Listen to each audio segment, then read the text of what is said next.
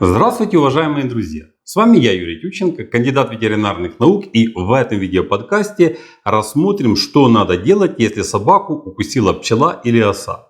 Перво-наперво это надо вытащить жало.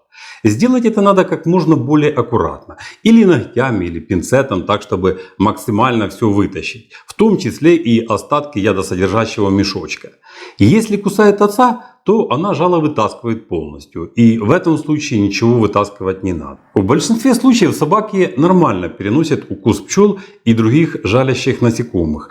И ничего страшного в этом нет. Если хотите облегчить участь животного, то можете к месту укуса приложить лед, обработать место укуса йодом. Можно потереть припухлость разрезанной луковицей. Если видите, что после укуса поведение животного не изменилось, разве что появилась небольшая припухлость, то ничего страшного в этом нет. Все и так пройдет. Если же вы видите, что место укуса очень сильно опухло, появилось тяжелое дыхание, язык поменял цвет и стал фиолетовым, то есть явно видно, что у животного повышенная аллергическая реакция, то в этом случае надо срочно применить антигистаминные препараты. Их очень много.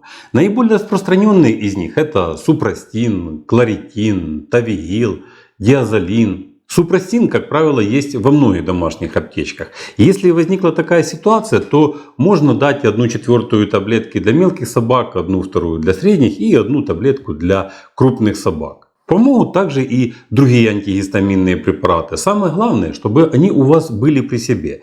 Я рекомендую вам на прогулку, особенно если это происходит на некотором удалении от дома, всегда брать небольшую аптечку, в которой обязательно должен быть какой-то противоаллергенный препарат. Особенно если вы не знаете, насколько ваша собака чувствительна к укусам жалящих насекомых. Если вашу собаку уже кусали пчелы или осы, и вы видите, что животное более-менее нормально переносит их укусы, то тогда нет проблем. Хотя супрастин или что-то другое из антигистаминных препаратов с собой никогда не помешает. Аллергия вещь непредсказуемая и в настоящее время встречается довольно часто. Приведу пример из своей жизни. Один раз у меня был такой случай, что меня одновременно укусило более чем 15-20 пчел. Так получилось, это было на пасеке.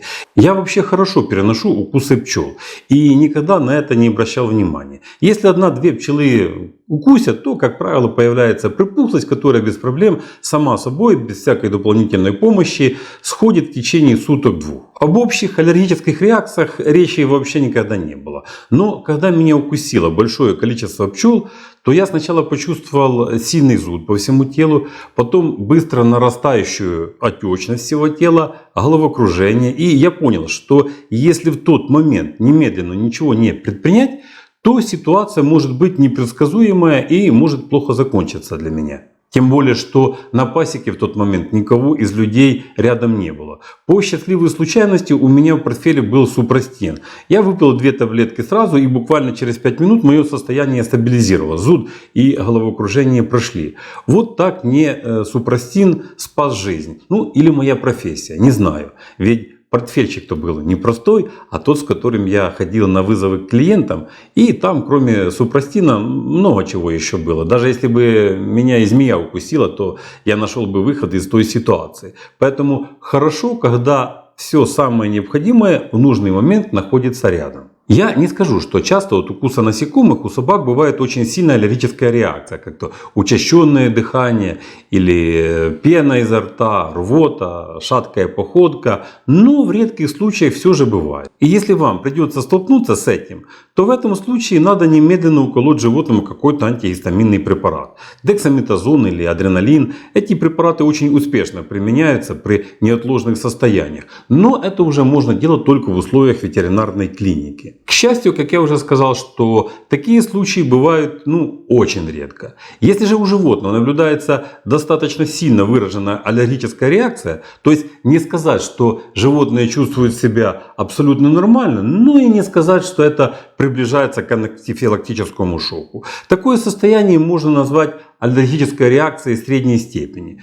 То, как я уже сказал, что в таких случаях помогут самые обычные антигистаминные препараты, типа супрастина или кларитина.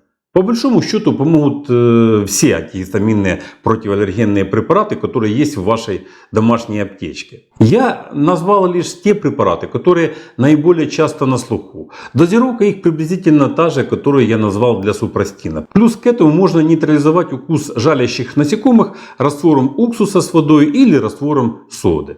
Можно промыть ранку перекисью водорода, а потом вместо укуса можно обработать такими мазями, как синофлан, ларинден или фенистил. Первые две мази на основе кортикостероидов, а фенистил — это антигистаминный препарат. Эти мази снимут зуд, отечность и уменьшат аллергическую реакцию. Обычно что-то из этих мазей всегда есть в вашей домашней аптечке. Если в вашей аптечке нет таких мазей, то уж наверняка есть такая мазь, как спасатель. Можно обработать вместо укуса и этой мазью. Мазь спасатель не обладает антигистаминным эффектом, но она оказывает успокаивающее, дезинтоксикационное и обезболивающее действие. То есть тоже снимет симптомы и последствия от укуса. Вот и все, что касается того, что надо знать и делать при укусе собаки пчелами, осами или другими жалящими насекомыми. А пока всего вам доброго, здоровья вам и вашим любимцам, подписывайтесь на наш канал и до новых встреч!